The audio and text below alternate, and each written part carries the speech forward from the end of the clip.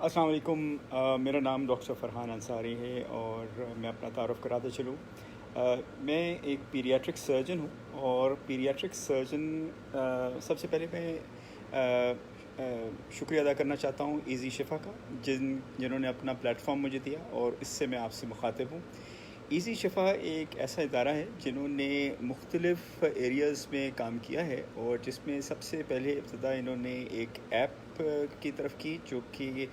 Doctors को patients के साथ मिलाने में और पेशेंट्स को डॉक्टर्स के साथ मिलाने में एक अहम किरदार अदा कर रहा है। ये ऐप जो है शुरू कुछ अरसे पहले हुई है और मैं समझता हूँ कि इसने ज़्यादा मकबूलियत हासिल की ड्यूरिंग दी कोविड-19 पीरियड। और ये कोविड-19 पीरियड में जैसे कि आपको पता है कि सोशल डिस्टेंसिंग हुई और मरीज़ जो हैं जो इतने ज़्यादा बीमार नहीं थे वो हॉस्पिटल जाने से इज्तनाब कर रहे थे, अवॉइड कर रहे थे। और उन्होंने सोचा कि हम इजी शिफ़ा की ऐप को क्यों ना हम यूज़ करें और उससे जो स्पेशलिस्ट डॉक्टर्स हैं चाहे वो उनके शहर में हों या उनके शहर से बाहर हों उन तक हम पहुँचें। तो इसमें एक बहुत मुस्बत किरदार अदा किया इजी शिफ़ा ने और इजी शिफ़ा की अब जो पहुंच है वो पाकिस्तान के तमाम जो माहिनाज डॉक्टर्स हैं, स्पेशलिस्ट हैं, उन तक है। और जो एरियाज़ हैं पाकिस्तान के दूर दराज वहाँ पर भी इजी शिफ़ा की ऐप अवेलेबल है और बहुत से लोग जिनके शहर में इतने सीनियर और कंसल्टेंट डॉक्टर्स ना भी हों वो भी उन तक पहुँच सकते हैं। मैं अपने बारे में थोड़ा सा इतना अर्ज़ करूँगा कि मैं यानी वेस्टर्न यूरोप इंग्लैंड में ट्रेन हूँ और सबसे पहले मेरी ट्रेनिंग जो थी वो जनरल सर्जरी की थी और उसके बाद जो कि 5 साल की होती है और उसके बाद मैं पीडियाट्रिक सर्जरी में मैंने ट्रेनिंग की और ये ट्रेनिंग मुझे सिंगापुर और ऑस्ट्रेलिया भी ले गई। तो मैं तकरीबन कोई 26 साल मैंने पाकिस्तान से बाहर काम किया है और गुज़िश्ता 2.5 साल से मैं पाकिस्तान में हूँ। अच्छा जनाब, ये जो पीडियाट्रिक सर्जन हैं वो दरअसल महारत रखते हैं छोटे बच्चों की सर्जरी में और छोटे बच्चे जो हैं मुख्तलिफ़ बीमारियों के साथ पैदा होते हैं। लेकिन इससे पहले कि मैं आपको कॉमन बीमारियां जो कि बच्चों की सर्जिकल बीमारियां होती हैं उससे पहले मैं आपको बताना चाहूँगा कि एक पीडियाट्रिशन और एक पीडियाट्रिक सर्जन में क्या फ़र्क होता है।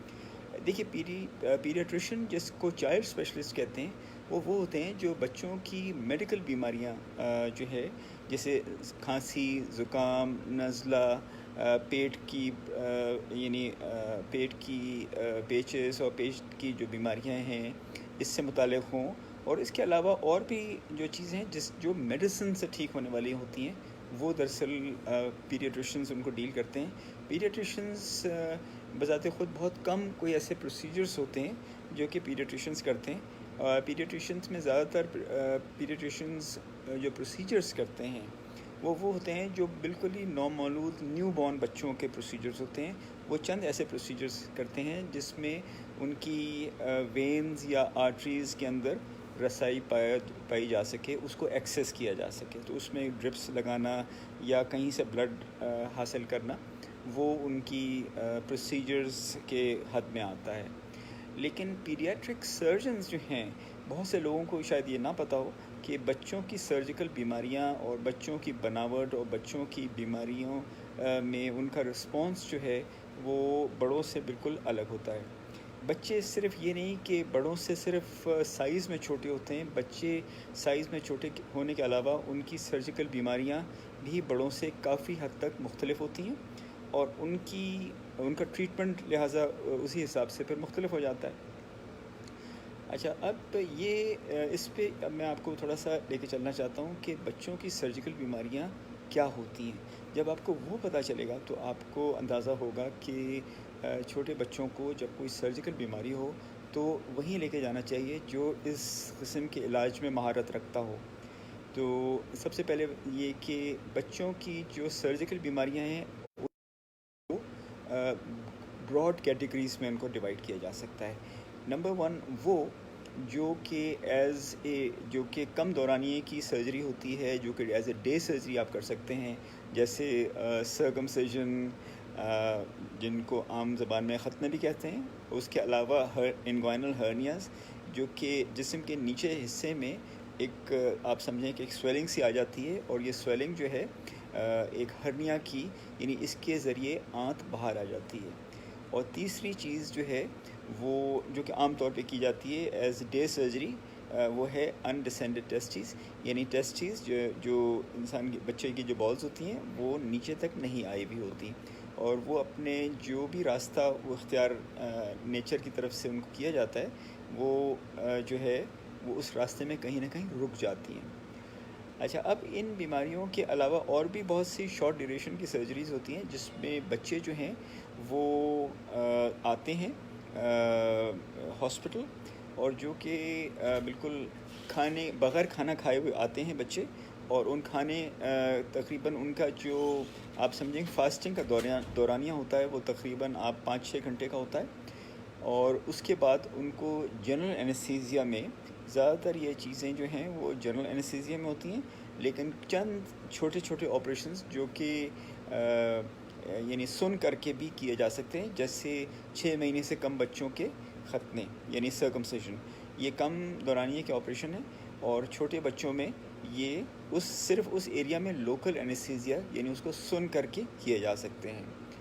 اچھا، اب یہ جو بیماریاں ہیں، اب جیسے سرکمسیشن ہو گیا، ہرنیا ایک ایسی چیز ہے جو کہ بچہ پیدائشی طور پہ اس ڈیفیکٹ کے ساتھ پیدا ہوتا ہے، جو کہ یعنی آپ کا جو جسم کا جو پیٹ کا نچلا حصہ ہے اس میں ایک ڈیفیکٹ ہوتا ہے جس کے راستے انٹسٹائنز جو ہیں وہ باہر آ جاتی ہیں، اور یہ انٹسٹائن اندر باہر آنے کی وجہ سے کبھی کبھار سٹک بھی ہو جاتی ہیں. تو یعنی پاکستان میں بھی جو صحیح پریکٹس جن جگہوں پہ ہو رہی ہے وہ یہ کرتے ہیں کہ اس بچے کو جیسے ہی یہ 2 کلو کا ہو جاتا ہے بچہ، نو مولود بچہ، نیو بورن بچہ جیسے ہی 2 کلو کا ہو جاتا ہے تو اس کو آپریٹ کیا جاتا ہے، اور یہ آپریشن جو ہے وہ جنرل انیستھیزیا میں کیا جاتا ہے، اور جس کا دورانیہ تقریباً 45 منٹ ہوتا ہے. تو لگ بھگ آپ سمجھیں کہ 1 گھنٹے کا پورا پروسیجر ہوتا ہے، اور اس کے بعد بچہ جو ہے اگلے 1.5 گھنٹے میں وہ مکمل طور پہ ہوش میں آ جاتا ہے. اور اس کے بعد جب اس کی یعنی پین کے لیے دوائیاں دے دی گئیں اور سارا کچھ، اور اس کے بعد وہ شام کو اپنے گھر چلا جاتا ہے. اچھا، اس کے علاوہ جو ہے وہ تیسری چیز انڈسینڈڈ ٹیسٹیز ہے. انڈسینڈڈ ٹیسٹیز یہ کہ بچے کے جو ٹیسٹیز ہیں، میل بچوں کے جو ٹیسٹیز ہیں، وہ پیدائش کے وقت اپنی جگہ پر آ جاتے ہیں. اب یہ ٹیسٹیز جو ہیں پیدائش کے وقت اپنی جگہ اگر نہ آئیں کسی وجہ سے، تو ان کی 2 پاسبلٹیز ہو سکتی ہیں. ایک تو یہ کہ یہ اپنے جو نیچے آنے کا جو راستہ ہے وہ کہیں نہ کہیں یہ رک جائیں، اور جہاں یہ رک جاتے ہیں وہ ان میں عموماً جو جگہ ہم آئیڈینٹیفائی کرتے ہیں اور جو کامن ہوتی ہے وہ ہے ایک کینال میں سے ان کو گزرنا ہوتا ہے، اور یہ کینال میں سے گزرتے وقت کہیں نہ کہیں یہ رک جاتے ہیں. تو اگر تو ویسے تو وہ جسم کے باہر ہوتے ہیں، لیکن کیونکہ جسم کے قریب ہوتے ہیں اور جسم کے اس حصے کے قریب ہوتے ہیں جہاں پر یہ درجہ حرارت زیادہ ہوتا ہے، تو اس سے یہ فیوچر میں سپرم پروڈکشن کی جو آپ سمجھیں کہ فیکٹری ہے وہ اس سے اثر انداز ہو سکتی ہے. ایک تو یہ کہ سپرم کی پروڈکشن یا سپرم کی کوالٹی اس سے اثر انداز ہوتی ہے. اس کے علاوہ جو ٹیسٹیز ہیں وہ ہائی ٹیمپریچر کے قریب رہنے کی وجہ سے ان میں کینسر سے ملتی جلتی تبدیلیاں یا کینسر خود بھی رونما ہو سکتا ہے. تو یہ کسی بھی بچے کو اس کنڈیشن میں چھوڑنا میں سمجھتا ہوں کہ اس میں کوئی ذہانت کی بات نہیں ہے، اور اس کو جو ہے ایک مخصوص وقت پر اس کا آپریشن کروانا چاہیے. مخصوص وقت کیا ہے؟ یہ اس طرح کے بچوں کو تقریباً آپ سمجھیں کہ لگ بھگ 9-10 مہینے کے ہوتے ہیں کہ ان کو یہ چانس دیا جاتا ہے کہ یہ ان کے ٹیسٹیز جو ہیں وہ اپنی جگہ پر آ جائیں. اگر کسی وجہ سے اپنی جگہ پہ نہیں آ سکے تو آپ اپنے جو قریبی پیڈیاٹرک سرجن وہاں پہ ان کو دکھائیں، اور وہ آپ کو بتائیں گے کہ یہ اس وقت ان کی پوزیشن دراصل کہاں ہے. اگر تو یہ جسم کے باہر ہیں تو یہ اس کا جو نارمل نیچے آنے کا جو راستہ ہے وہاں پہ کہیں نہ کہیں یہ رکے ہوئے ہوں گے، اور اگر یہ جسم کے اندر ہیں تو اس کا جو علاج ہے یا طریقہ علاج ہے وہ بالکل مختلف ہے. اس میں یہ ہوتا ہے کہ آپ ایک ٹیلیسکوپ یعنی لیپروسکوپک سرجری، کی ہول سرجری کے تحت، یعنی کی ہول یعنی پتلے پتلے سے انسٹرومنٹس ہوتے ہیں جیسے یہ پین ہے، اور اس کے تھرو آپ اس کو اندر سے ریلیز کر کے آپ اس کو باہر لاتے ہیں اور باہر لا کے فکس کر دیتے ہیں. تو یہ جو اندر والا ہے اس کو آپ الٹرا ساؤنڈ سے بھی آپ کو پتہ چل سکتا ہے, ایم آر آئی سے بھی پتہ چل سکتا ہے, اور ایگزامینیشن جو ہے اس سے کم از کم اتنا پتہ چل جاتا ہے کہ باہر جو نیچے آنے والا راستہ ہے وہاں پہ کہیں پہ یہ نہیں رکے ہوئے. تو یہ تو تھا جناب, میں نے آپ کو سرکمسیشن, ہرنیا اور انڈیسینڈڈ ٹیسٹیز کا بتایا. اچھا, ایک چیز جو میں اضافی بتانا چاہتا ہوں ہرنیا کے متعلق, کہ یہ چھوٹے بچے جو ہیں اکثر کھانسی کرتے ہوئے یا روتے ہوئے ان کا جو آنتوں کا جو حصہ ہے جو کہ ہرنیا کی صورت میں باہر آتا ہے, اس میں بعض اوقات وہاں باہر آ کے پھنس بھی جاتا ہے. اور اگر کبھی ایسا ہو کہ یہ پھنس جائے تو ایک آپریشن جو کہ بہت آسانی سے آدھے گھنٹے 45 منٹ میں ہو سکتا ہے, وہ ایک کمپلیکیشن بن جاتی ہے اور ایک ایمرجنسی بن جاتی ہے. اور یہ جو ہے ایک مطلب ایمرجنسی آپ کو پتہ ہے کہ دن رات کبھی بھی ہو سکتی ہے, اور اس میں پھر آپ کو وہی آپریشن جو کہ بہت ایک اسٹریٹ فارورڈ طریقے سے ہو سکتا ہے, وہ پھر ایک ایمرجنسی سچویشن میں اس کو کرنا پڑ جاتا ہے. تو یہ جو ہے اس سے یعنی یہ سچویشن اوائڈ کرنی چاہیے کہ یہ ایمرجنسی بنے, اور اس کو ایک پلانڈ طریقے سے اگر کریں تو ظاہر ایک پلانڈ طریقے کا جو آؤٹ کم ہے وہ بالکل مختلف ہے اور بہت اچھا آؤٹ کم ہوتا ہے. اچھا, اس کے علاوہ یہ تو ہو گئی ڈے سرجری. کچھ ایسی بیماریاں ہیں بچوں کی, اور بالخصوص جو وقت سے پہلے پیدا ہوتے ہیں, یعنی پری میچور بچوں کی بیماریاں ایسی ہیں جو کہ جن کی وجہ سے برتھ ڈیفیکٹس ہوتے ہیں. دیکھیے, برتھ ڈیفیکٹس جو ہیں وہ سر سے پیر تک کہیں پہ بھی ہو سکتے ہیں, لیکن اگر میں کسی ترتیب سے آپ کو بتانا چاہوں تو کچھ اس کا ترتیب کچھ ایسی ہوگی کہ جو مثلاً اگر کھانے کی نالی ہے تو بعض اوقات کیا ہوتا ہے کہ کھانے کی نالی جو ہے وہ مکمل طور پہ بنی ہوئی نہیں ہوتی, اور اگر بنی ہوئی ہوتی ہے تو اس کا ایک ایب نارمل کنیکشن ہوتا ہے اس کے یعنی سانس کی نالی کے ساتھ. اچھا, اب یہ جو ہے ایک بہت خطرناک چیز ہے کہ اگر آپ بچے کو دودھ پلائیں اور یہ دودھ جو ہے کھانے کی نالی میں سے یعنی اسٹمک یعنی معدے میں جانے کے بجائے یہ دودھ جو ہے یا دودھ کا کچھ حصہ جو ہے وہ لنگس میں چلا جائے, سانس میں, تو ظاہر ہے کہ آپ کو پتہ ہے کہ اگر پانی یا دودھ یا کوئی اور کھانے کی چیز لنگس میں چلا جائے تو وہ کتنی خطرناک ہو سکتی ہے. تو اس میں ظاہر ہے کہ بچے کی چیسٹ کھولنی پڑتی ہے, اور چیسٹ کھولنے کے بعد آپ کو ہارٹ کے پیچھے جانا پڑتا ہے, اور اس میں یہ دیکھنا پڑتا ہے کہ یہ کی کون سی ورائٹی ہے. اس کی مختلف ورائٹیز ہوتی ہیں, اور یہ دیکھنا پڑتا ہے کہ یہ ڈیفیکٹ کی دراصل کون سی ورائٹی ہے. اگر تو یہ جو کامن ہوتا ہے اس میں یہ ہوتا ہے کہ اس کی جو اوپر اور نیچے کا جو حصہ ہے وہ مکمل طور پر ایک تو بنا ہوا نہیں ہوتا, اور جو بنا ہوا نہیں ہوتا اس میں آپس میں یہ اس کی گیپ بھی ہوتا ہے. اور اس گیپ کے علاوہ اس کے کسی ایک حصے میں یعنی اوپر اور نیچے کے حصے سے ایک کنیکشن جو ہے وہ جا رہا ہوتا ہے لنگس میں. تو یہ دونوں کام کرنے پڑتے ہیں چیسٹ کھول کے, یعنی آپ نے فوڈ پائپ کو بھی مکمل کیا, ان دونوں اینڈز کو آپس میں جوڑا, اور یہ جوڑنا جو ہے ظاہر ہے کہ وہ اتنا ہی مشکل ہوگا جتنا ان کا گیپ آپس میں بڑا ہوگا. تو یہ ایک ظاہر ہے کہ ایک بڑا آپریشن ہے, ناممکن نہیں ہے. میں بہت سے اس طرح کے کر چکا ہوں, اور بہت سے اور بھی اچھے پیڈیاٹرک سرجنز ہیں اسی شہر میں اسلام آباد میں جو یہ کرتے ہیں, بہت اچھی طرح سے کرتے ہیں. اور اس کے علاوہ اس کا جو ایب نارمل کنیکشن ہے بٹوین دی فوڈ پائپ اور سانس کی پائپ میں, اس کو بھی ڈسکنیکٹ کرنا پڑتا ہے. تو یہ تقریباً آپ سمجھیں کہ کم از کم 3-4 گھنٹے کا تو آپریشن ہو جاتا ہے یہ اس کا. اور اس بچے کو تقریباً آپ سمجھیں کہ ہفتے 10 دن کے بعد اس کو بچے کو اس قابل ہو جاتا ہے کہ اس کا ایک مزید ایک ٹیسٹ کرا کے کنفرم کر لیا جائے کہ یہ کیسا ہے, یعنی کھانے کی نالی مکمل طور پہ بن گئی ہے, کوئی لیکیج نہیں ہے, اور اس کے بعد اس کو دودھ وغیرہ شروع کیا جا سکتا ہے. اچھا, اس کے علاوہ بعض بچے ایسے ہوتے ہیں جس میں جو سانس کا جو ڈائفرام ہے, سانس کا جو مسل ہے, یعنی جس سے آپ اوپر نیچے سانس لیتے ہیں یوں کر کے, تو وہ اوپر نیچے جاتا ہے اور اس سے سانس جو ہے آپ اندر لے کے جاتے ہیں. کچھ کیسز میں جو ہے یہ مکمل طور پہ بنا ہوا نہیں ہوتا، یا اس کا کچھ حصہ بنا ہوا نہیں ہوتا، تو یہ آپ اسی کے اپنے ٹیشو سے اس کو بنانا پڑتا ہے. تو یہ بھی ظاہر ہے کہ ایک بڑا آپریشن ہے. اس کے علاوہ آپ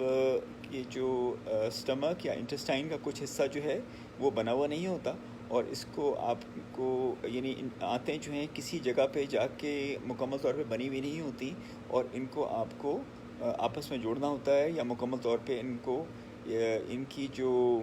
کنٹینیوٹی ہے اس کو آپ کو بنانا ہوتا ہے. اور جس کی وجہ سے ظاہر ہے کہ اگر ایک چیز بنی ہوئی نہیں اور ایک خاص جگہ تک جا کے یہ اس کی بناوٹ جو ہے جا کے رک جاتی ہے، تو وہاں پہ تو پھر رکاوٹ ہوئی نا، وہاں سے آگے تو پھر بچے کا کھانا یا بچے کا دودھ نہیں جائے گا. تو ان کو آپس میں پیٹ کھول کے اس کو جوڑنا پڑتا ہے. اور یہ کہیں سے یعنی اوپر سے لے کے نیچے تک کہیں پہ بھی یہ چیز پائی جا سکتی ہے. اسی وجہ سے اس کی جو ورائٹیز ہیں وہ الگ الگ ورائٹیز ہیں، اور ان کے الگ الگ آپریشنز ہیں. تو اچھا، اس کے علاوہ اس طرح ہو سکتا ہے کہ جو بڑا پیشاب ہے اس میں سٹولز کا جو پورا پیسج ہوتا ہے، جس میں لارج انٹسٹائن یعنی بڑی آنت وہ مکمل طور پہ بنی بھی نہیں ہوتی، اور بعض اوقات جو ہے وہ کسی جگہ پہ آ کے رک گئی ہوتی ہے، اور نیچے بچے کا جو یہ خارج کرنے کا سٹول کرنے کا جو ہول ہوتا ہے وہ بھی پیدائشی طور پہ بنا ہوا نہیں ہوتا. تو یہ سب کچھ بنانا پڑتا ہے، اور جس کو آپ امپرفوریٹ اینس یا اینو ریکٹل میل فارمیشن کہتے ہیں. یہ میل فارمیشن کی قسمیں ہیں، یہ طرح طرح کے اس میں ہم لوگ دیکھتے ہیں، اور یہ سب آپریشنز جو ہیں یہ بہت کامیابی سے یہاں پہ کیے جاتے ہیں اسلام آباد میں. میں اپنے سینٹر میں بھی یہ کرتا ہوں. اچھا، اس کے علاوہ آپ یہ دیکھیں کہ ہارٹ کے بھی ڈیفیکٹس ہوتے ہیں، ہارٹ کے آپریشن بھی کرتے ہیں. میں بذات خود میں ہارٹ کے کیونکہ سرجن نہیں ہوں، میں ہارٹ کے آپریشنز نہیں کرتا. ہارٹ کے آپریشنز کرنے کے لیے آپ کو پیڈیاٹرک کارڈیک سرجنز کے پاس جانا ہوگا. اور اچھا، اس کے علاوہ آپ یعنی بہت سے ایسے ڈیفیکٹس ہوتے ہیں جو کہ گال بلیڈر سے ریلیٹڈ ہوں گے، یا جناب لیور سے ریلیٹڈ ہوں گے، اور اس میں بھی اسی کے حساب سے اس کے جو ہیں وہ ٹریٹمنٹس ہیں. اچھا، کچھ بچے آتے ہیں، اب میں تھوڑی سی سمپل چیزوں کی طرف آؤں. کچھ بچے آتے ہیں جن کی ایک ریڈ سے اسپاٹ سے ہوتے ہیں ان کے جسم کے اوپر، جو کہ آپ یہ سمجھیں کہ بلڈ ویسلز کے گچھے ہوتے ہیں. اور بلڈ ویسلز کے گچھوں کو یہ آرٹیریو وینس میل فارمیشن کہتے ہیں. آرٹیریو وینس اس لیے کہ اس میں یا تو آرٹریز کا جو حصہ ہے وہ پریڈومیننٹ ہوگا، یا کسی میں وینز کا پریڈومیننٹلی زیادہ حصہ ان کا ہوتا ہے. اور اس کے علاوہ کچھ جو ہیں لمفیٹک میل فارمیشنز بھی ہوتے ہیں، اور جس کی وجہ سے ایک کوئی ہو سکتا ہے کہ گچھا سا یہاں پہ بنا ہو، یا یہاں پہ بنا ہو، یا ہاتھ پیر پہ کسی جگہ پہ ہو. کچھ کیسز میں یہ ہوتا ہے کہ ایک ٹانگ جو ہے دوسری ٹانگ کے مقابلے میں جو ہے وہ زیادہ موٹی ہوتی ہے، پھولی بھی ہوتی ہے، اس کا کلر جو ہے زیادہ بلوئش ہوتا ہے. تو انواع اقسام کے اس میں جو ہیں وہ یعنی فیچرز یا اس کی ورائٹیز دیکھنے میں آتی ہیں.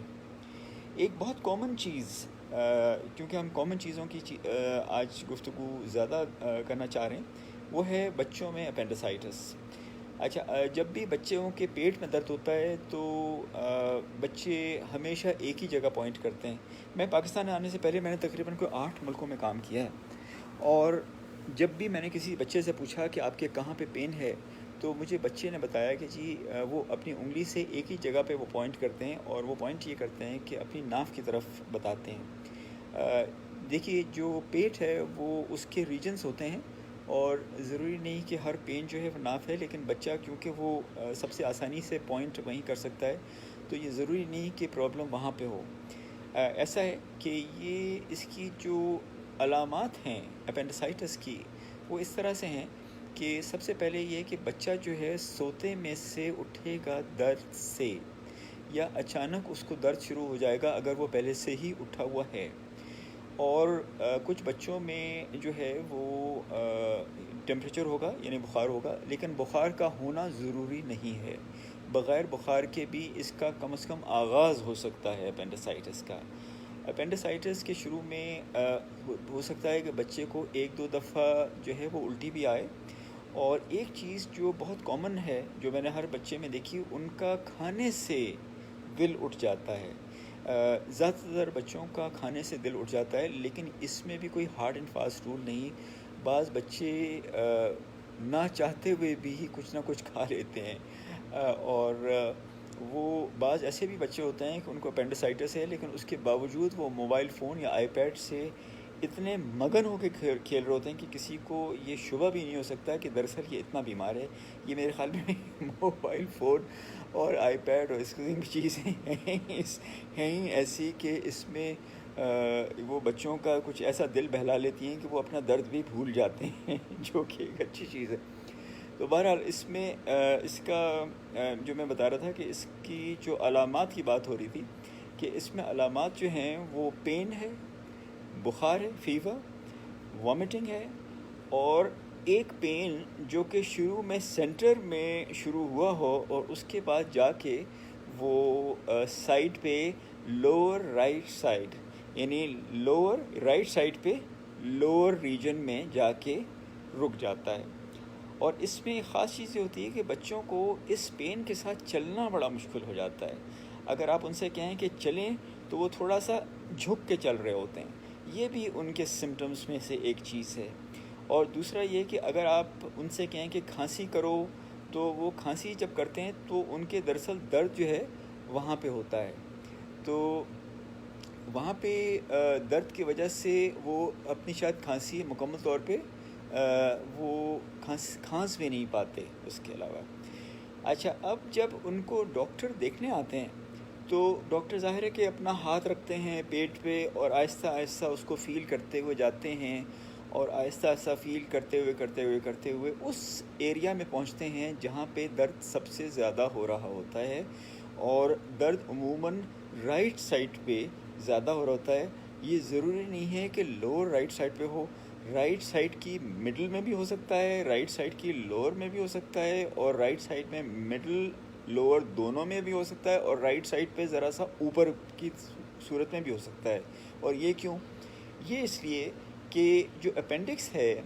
یہ اس کی پوزیشن پہ ڈپینڈ کرتا ہے کہ زیادہ درد کہاں ہو رہا ہے، یعنی اپینڈکس کی پوزیشن کہاں ہے. اور ظاہر ہے کہ اپینڈکس کی کیونکہ یہ سوزش ہے، یہ ایکیوٹ اپینڈیسائٹس دراصل اپینڈکس کی سوزش ہے، تو جہاں اپینڈکس ہوگی وہیں پہ سوزش ہوگی، اور وہیں سے درد جو ہے وہ ٹرانسمٹ ہو کے اوپر فیل ہوگا، اور بالخصوص تب فیل ہوگا جب آپ اس کو پریس کریں گے. اچھا، ایک اور چیز جو ہوتی ہے جو کہ جو بھی ڈاکٹر اس کو پریس کر کے دیکھ رہے ہوتے ہیں وہ پریس کرتے ہیں اور ایک دم سے اس کو چھوڑتے ہیں، پریس کر کے ایک دم سے چھوڑتے ہیں. بچوں میں یہ دیکھا گیا ہے کہ آپ چاہے وہاں نہ بھی کوئی سوزش ہو یا اپینڈکس اس کے نیچے نہ بھی ہو، جب ایک دم سے آپ یوں کر چھوڑتے ہیں تو کوئی بھی بچہ ہوگا ایک دم سے وہ چونک جاتا ہے. تو لوگ سمجھتے ہیں کہ شاید یہ اپینڈیسائٹس ہے. یہ اپینڈیسائٹس شاید نہ بھی ہو. اس چیز کو لوگ مختلف طریقے سے اس کو کہتے ہیں ریباؤنڈ ٹینڈرنس، اور اس چیز کو ڈاکٹرز جو ہیں وہ مختلف طریقے سے اس کو چیک کرتے ہیں. میں اس کو اس طرح سے چیک کرتا ہوں کہ میں بچوں سے کہتا ہوں کہ چلیں آئیں لیٹس پلے اے گیم، اور اس میں بچے کا ہاتھ پکڑ کے میں ان کو تھوڑا سا جمپ کرواتا ہوں، اور بلکہ میں ان کے ساتھ خود جمپ کرتا ہوں بچے کے ساتھ. اچھا، اب کیونکہ میں جمپ کر رہا ہوتا ہوں ان کے ساتھ تو وہ بھی میرے ساتھ بہت خوشی جمپ کر لیتے ہیں. ان کو یہ ہوتا ہے کہ جی ہم اکیلے نہیں ہیں اور انہوں نے ہمارا ہاتھ پکڑا ہوا اور یہ ہمارے ساتھ جمپ کر رہے ہیں. میں تقریباً ان کے ساتھ 25-30 ٹائمز میں جمپ کرتا ہوں، اور اس میں بہت سے ایسے بچے ایسے ہوتے ہیں جن کو اپینڈیسائٹس نہیں ہوتا، اور وہ مزے سے میں جمپ کر رہا ہوں، میرے ساتھ وہ جمپ کر رہے ہیں، اور جمپ کرتے کرتے میں دیکھ رہا ہوتا ہوں کہ ان کو کسی قسم کا نہ کوئی بہت زیادہ کوئی پین نہیں ہو رہا. کیونکہ جس کو واقعی اپینڈیسائٹس ہو وہ 25-30 دفعہ جمپ نہیں کر سکتا. لیکن میں اس میں یہ بھی ایڈ کرتا چلوں کہ یہ ایک کوئی حتمی ٹیسٹ نہیں ہے، یہ صرف آپ کو کلوز دینے کے لیے ہے. یہ ساری جو ایکچوئل جو ڈائگنوسس ہے وہ ان سب کا ایک ملا جلا مرکب ہے، اور یہ چیز آپ کو آتی ہے ایکسپیرینس سے. جب آپ نے 2-3 ہزار مریض دیکھے ہوئے ہوں آپ کو یہ چیز آتی ہے ایکسپیرینس سے. اس کے علاوہ جو ٹیسٹس ہیں وہ اس میں بلڈ ٹیسٹ بھی ہے، جس میں بلڈ ٹیسٹ میں آپ جو سفید یعنی خون کے سفید خلیے یعنی وائٹ بلڈ سیلز WBCs، یہ جو ہے ان کا زیادہ ہونا، یہ ایک اس میں آپ کی علامت یعنی اس میں جو چیزیں اس کی طرف پوائنٹ کرتی ہیں، جو چیزیں آپ کو سسپیشس بناتی ہیں، ان میں سے ایک ہے یہ۔ اس کے علاوہ الٹرا ساؤنڈ دیکھیے ایک بہت ہی آپریٹر ڈیپینڈنٹ چیز ہے، اور یہ اپینڈکس کی صورت میں تو اور بھی زیادہ، کیونکہ اپینڈکس کی جیسے میں نے عرض کیا کافی مختلف جو ہیں وہ پوزیشنز ہوتی ہیں، اور اس پوزیشن کی وجہ سے اس کا جو اس کو دیکھنا، ڈیٹیکٹ کرنا، اور اس کی وجہ سے جو باقی ایریاز میں جو اپینڈیسائٹس کے اثرات کو پہچاننا، یہ ایک تجربہ کار سونوگرافر یعنی الٹرا ساؤنڈ اسپیشلسٹ ہی ان کو دیکھ سکتا ہے، اور اس میں مختلف فیچرز یہ لوگ دیکھتے ہیں کہ وہاں پہ جو جس ایریا میں اپینڈکس ہے وہاں پہ اور چیزیں کیسی نظر آ رہی ہیں، کچھ وہاں پہ فلوئڈ یا پانی یا کچھ اس قسم کی چیز مزید جمع تو نہیں ہوئی ہوئی، اور بعض دفعہ وہ اپینڈکس کا جو وہ پروب ہے اس کو بھی وہ پریس کر کے دیکھتے ہیں، اور وہ پروب کی وجہ سے وہ یہ آبزرو کرتے ہیں کہ اپینڈکس جو کہ نارمل حالات میں اگر نارمل ہو، جس میں اپینڈیسائٹس نہ ہو اور کسی قسم کی سوزش نہ ہو، وہ آرام سے پریس ہو جاتی ہے، لیکن اگر جو اپینڈکس جس میں سویلنگ ہوئی ہوئی ہو، سوزش ہو اور اپینڈیسائٹس کا خدشہ ہو، وہ اتنی آسانی سے پریس نہیں ہوتی، تو اس کو وہ کہتے ہیں کہ دیکھیے یہ نان کمپریسیبل ہے، اور اگر ڈاکٹر یا سرجن جو ہے ان کے آس پاس ہو تو بلکہ وہ بلا بھی لیتے ہیں کہ دیکھیے ڈاکٹر صاحب میں یہ کر رہا ہوں اور مجھے اس طرح کی کوئی چیز نظر نہیں آ رہی، مطلب یا مجھے اس کا نارمل ہونا نظر نہیں آ رہا، اور موسٹ لائکلی جو ہے وہ اپینڈیسائٹس ہے۔ لیکن میں یہ بھی آپ سے عرض کروں کہ صرف ایک الٹرا ساؤنڈ کے کہہ دینے کے اوپر یہ ضروری نہیں ہوتا کہ واقعی کہ وہ اپینڈیسائٹس ہے، یہ ڈاکٹر کا یا آپ کا جو سرجن ہے اس کا ایک جس کو کہتے ہیں ایک جنرل ایک تجربہ ہوتا ہے، اس میں بہت ساری چیزیں دیکھی جاتی ہیں، اور ان سب چیزوں کو ملا جلا کر اس فیصلے پہ پہنچا جاتا ہے کہ اس کو ہے یا نہیں ہے۔ اور میں آپ کو بتاؤں کہ میرے لیے سب سے خوشی کی بات یہ ہوتی ہے کہ اگر کوئی بچہ غیر ضروری آپریشن سے بچ جائے، اس سے بہتر کیا بات ہو سکتی ہے کہ آپ کسی کو غیر ضروری آپریشن سے بچا لیں، اور اگر کوئی چیز بغیر آپریشن کے دوسری طرح سے ٹھیک ہو سکتی ہے تو کیوں نہیں وہ چیز ٹرائی کی جائے، اور کیوں ایک نارمل اپینڈکس کو نکالا جائے۔ لیکن اگر ضرورت ہو تو، اور جس میں آپریشن ہی، کیونکہ ہمیں معلوم ہے اس کا حتمی جو ایکچوئل اس کا جو ٹریٹمنٹ ہے وہ دراصل آپریشن ہے، اور آپریشن ایک اچھے سرجن سے، تجربہ کار سرجن سے، کوالیفائڈ سرجن سے، بالخصوص پیڈیاٹرک سرجن فار چلڈرن، اس سے کروانا چاہیے، اور جہاں پہ حفظان صحت کے تمام اصولوں کا خیال رکھا گیا ہو اس جگہ جانا چاہیے۔ آج کل بہت سے ہاسپٹلس ایسے ہیں جو کہ شاید تمام سیفٹی سٹینڈرڈز شاید وہ پورے فلفل نہ کرتے ہوں، جس میں صفائی ستھرائی یعنی آپریشن تھیٹر کی صفائی ستھرائی، باقی انسٹرومنٹس کی، اور اس کے ہو سکتا ہے کہ اگر اس میں کوئی کمی رہ گئی ہو تو اس کا جو ہے ظاہر کہ اثر مریض کے اوپر اس کا اثر ایک منفی اثر پڑتا ہے، اور اس چیز کو اوائڈ کرنا بہت ضروری ہے۔ اور یہ بھی دیکھ لیں کہ جو ڈاکٹر آپ کا ہو وہ کوالیفائڈ ہو اور اس کے پاس اس قسم کے آپریشنز کرنے کا تجربہ ہو۔ یہ آپریشن جو ہے ایک چھوٹے سے کٹ سے بھی ہو سکتا ہے، اور اس کے علاوہ یہ جو کی ہول سرجری، لیپروسکوپک سرجری، اگر آپ کے شہر میں یا اس ہاسپٹل میں یہ فیسلٹی موجود ہو تو آپ وہاں سے بھی اس کو کروا سکتے ہیں۔ اپینڈیسائٹس جو ہے وہ اکثر لوگ کہتے ہیں کہ اپینڈیسائٹس جو ہے اس کے بعد اگر پھٹ جائے تو فوری طور پہ موت واقع ہو سکتی ہے۔ دیکھیے جو سچائی وہ ایسا نہیں ہے، اس میں ظاہر ہے کہ اس کا پھٹ جانا ظاہر ایک پیچیدگی ہے، اس سے مجھے اختلاف نہیں ہے، یہ پیچیدگی ہے اور اس کی نوبت نہیں آنی چاہیے، لیکن اگر ایسا ہو بھی گیا ہے تو اس میں زیادہ پریشان ہونے کی بات نہیں ہے. اس کے اس میں فوری طور پہ آپریشن کروانا چاہیے, اور آپریشن کے بعد بہت اچھی طرح سے اس کی اندرونی صفائی ضروری ہے. بہت اچھی طرح سے اپنا ٹائم لے کے, کسی جلدی میں نہیں, بہت اچھی طرح سے اور مکمل ہر کونے خدرے جہاں تک سرجن پہنچ سکتا ہے اس کی صفائی ہونی چاہیے. اور ساتھ ہی اس کو اینٹی بایوٹکس پہ ڈال دینا چاہیے, اور وہ آپ کے ڈاکٹر خود بہتر وہ ڈیسائیڈ کرے گا کہ یہ اینٹی بایوٹکس جو ہیں وہ کتنے دن چلیں, اور اس کا ڈیسیجن وہ لیتے ہیں اس کے آپریشن کی جو اندر کی سچویشن ہے اس کو مد نظر رکھتے ہوئے. جو بالکل ارلی سٹیجز پہ آتے ہیں وہ 1-1.5 دن میں میکسیمم 2 دن میں وہ اپنے گھر جا سکتے ہیں. جس میں کوئی پیچیدگی ہو گئی ہو, یعنی اپینڈکس جو ہے وہ برسٹ کر گئی ہو, اس میں جو ہے آپ اپنا جو بچے کو جو اینٹی بایوٹکس آپ دے رہے ہوتے ہیں وہ آپ کو تقریباً کوئی 4 سے 5 دن دینے پڑتے ہیں. اور اس کے بعد جو ہے وہ بچہ یعنی گزشتہ 24 گھنٹے سے اس کو فیور نہیں ہونا چاہیے, بخار نہیں ہونا چاہیے, اور یہ ایک علامت ہے کہ وہ اب گھر جانے کے قابل ہو گیا ہے. آپ کے ذہن میں اگر کوئی سوال ہو آپ مجھ سے پوچھ سکتے ہیں. میں آج بجائے اپنا لیکچر دینے کے میں آپ کے سوالات یا آپ کے ذہن میں کوئی اس طرح کی کوئی پریشانی ہو اپنے بچے کے متعلق یا اپنے کسی ریلیٹو کے بچے کے متعلق, تو آپ ضرور پوچھیے. یہ آپ کے لیے موقع ہے بہت اچھا. میں خود جو ہوں میں اسلام آباد میں ہوتا ہوں. PAF hospital, Pakistan air force hospital, یہ اسلام آباد میں ہے. اور اسلام آباد میں اس کی لوکیشن اگر آپ کو میں سمجھاؤں تو بہت آسان یہ ہے کہ جو F9 پارک ہے, فاطمہ جناح پارک, F9 پارک,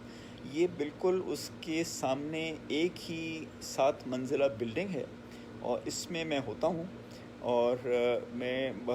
بحیثیت پیڈیاٹرک سرجن اپنی خدمات انجام دے رہا ہوں. تو یہاں پہ بھی آپ مجھ سے رابطہ کر سکتے ہیں. ایزی شفا کی ایپ جو ہے یہ آپ ڈاؤن لوڈ کر لیں. اس سے آپ کو فائدہ یہ ہوگا, اس سے مجھ تک پہنچنا بہت آسان ہو جائے گا. آپ صرف جائیے, اس میں میرا نام ڈالیے ڈاکٹر فرحان انصاری, تو اس میں آپ کو پورا ایک فورم مل جائے گا جس سے آپ اپوائنٹمنٹ بھی بک کر سکتے ہیں, مجھ سے کوئی کویشچن بھی پوچھ سکتے ہیں, میری اویلیبلٹی بھی آپ کو نظر آ جائے گی, اور آپ کی اپوائنٹمنٹ کی کنفرمیشن بھی آپ تک پہنچ جائے گی. اور کسی قسم کی آپ کو اگر اس میں کوئی پرابلم ہو, کوئی دشواری ہو, تو میں سمجھتا ہوں کہ ایزی شفا کا جو عملہ ہے وہ 24 گھنٹے اسی کام کے لیے بیٹھا ہے کہ آپ کا جو ڈاکٹر تک پہنچنے کا ایکسپیرینس جو ہے وہ اس کو سموتھ بنائے, اور آپ کو ہر طرح سے مدد ملے. یہ ضروری نہیں کہ آپ اسلام آباد میں بیٹھے ہوں, راولپنڈی میں بیٹھے ہوں, آپ کہیں پر بھی بیٹھے ہوں. آپ یقین کریں کہ میرے پاس ایپ کے تھرو پیشنٹس جو ہیں وہ مختلف شہروں سے مجھ تک پہنچتے ہیں. بلکہ ایک پچھلے دنوں ایک میرے پاس پیشنٹ آئے تھے, اور وہ مطلب ایپ سے انہوں نے مجھ سے کانٹیکٹ کیا تھا, اور یہ کرونا کے زمانے میں, اور وہ ذوب میں تھے. اب مجھے یہ پتہ ہے کہ ذوب جو ہے وہ بلوچستان میں ہے, لیکن ایگزیکٹ مجھ سے پوچھا جائے کہ ذوب بلوچستان کے کس شہر کے نزدیک ہے, تو شاید میں اس وقت بتا نہ پاؤں آپ کو. میں صرف آپ کو یہ اس لیے بتا رہا ہوں کہ یہ ہر جگہ سے یہ آپ اس کی فیسلٹی لے سکتے ہیں. تو یہ ایپ ڈاؤن لوڈ ضرور کیجیے. اور میرے علاوہ اور بھی بہت سے اچھے ڈاکٹرز ہیں جن تک آپ کی رسائی آسان ہو جائے گی. اگر آپ کو اس وقت کوئی سوال نہ ہو, آپ بعد میں بھی ایپ کے تھرو سوال پوچھ سکتے ہیں. اس کے ساتھ ہی آج کا جو لائیو شو ہے وہ میں سمجھتا ہوں کہ اپنے اختتام کو پہنچا. آپ کا سب لوگوں کا جوائن کرنے کا بہت شکریہ, اور انشاءاللہ آپ سے رابطہ رہے گا. بہت بہت شکریہ. اللہ حافظ.